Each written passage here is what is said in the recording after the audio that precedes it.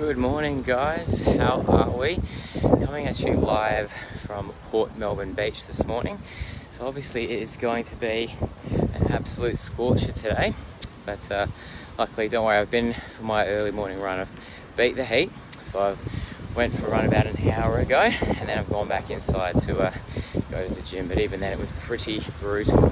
Worked up a real sweat, so we're looking forward to that cool change coming in. They say around 3 or 4 o'clock today.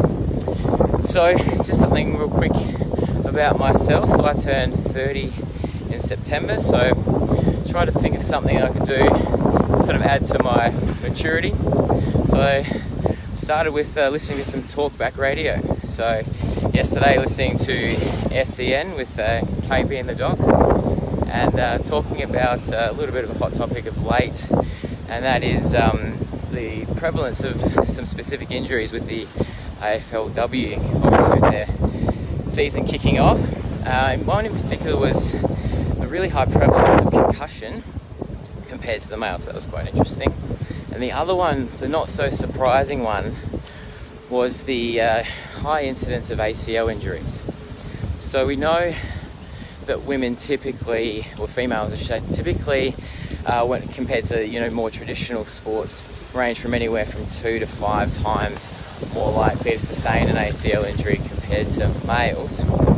However, in the first 2 seasons of the AFLW, so obviously a relatively small sample size, however the data is really not so good, is they found that women are participating in this AFLW are 9 times more likely than the males to sustain an ACL injury. So obviously that's not a good start, but look, there are other factors that sort of come into play with it being a new, not a new sport for women, but a lot of the athletes coming across are relatively new to the game. So there certainly can be other factors that have really contributed to this huge spike in ACLs in the AFLW. So the experts are sort of anticipating that will drop, but well, how far can it drop? Will it just drop to the same level as the other sports where it's still, much higher than the male counterparts? Will remain to be seen. And so one of the discussions was what rule changes can be made to try and counteract this, and also maybe some for the concussion. The knee injuries is going to be a very difficult one, because about 70-80% of ACL injuries across the board are non-contact injuries. So that certainly makes things difficult. I mean, I'll admit I'm not the most creative person, so if you've come up with a creative rule change to try and counteract that, please leave us a comment. I'd love to hear it. And so, that's certainly a factor that, we realistically is not going to really come into play. We know that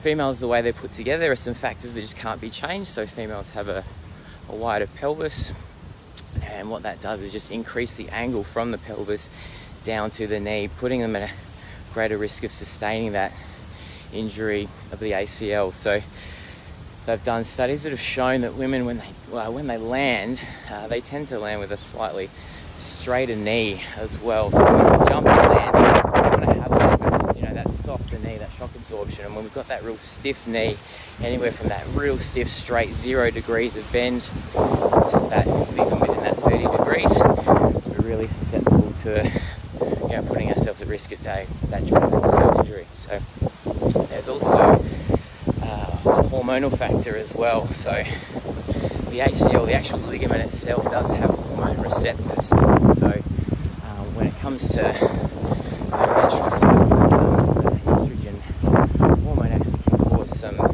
laxity, some looseness and weakness in that ligament itself.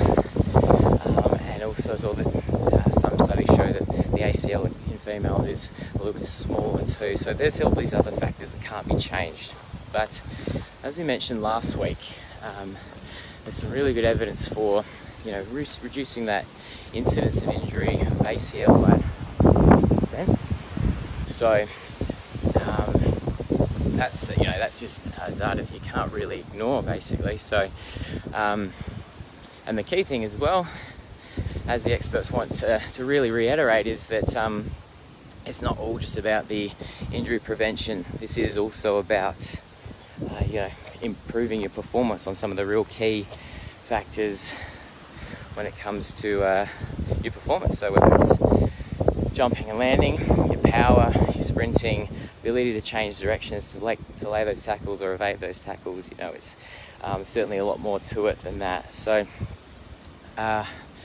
with the season upon us, with the AFL Women's, statistically, sadly, it suggests that we're going to see more. Obviously, hopefully that's not going to be the case, but we'll certainly be watching out to see if there's anything that's or any incidents that occur, but also if there's any things that any revelations that come out as to things that can be changed. And obviously all the research is always updating, so we'll be keen to watch on for hopefully an exciting season. Looking forward to that cool change coming in, and enjoy the long weekend, guys.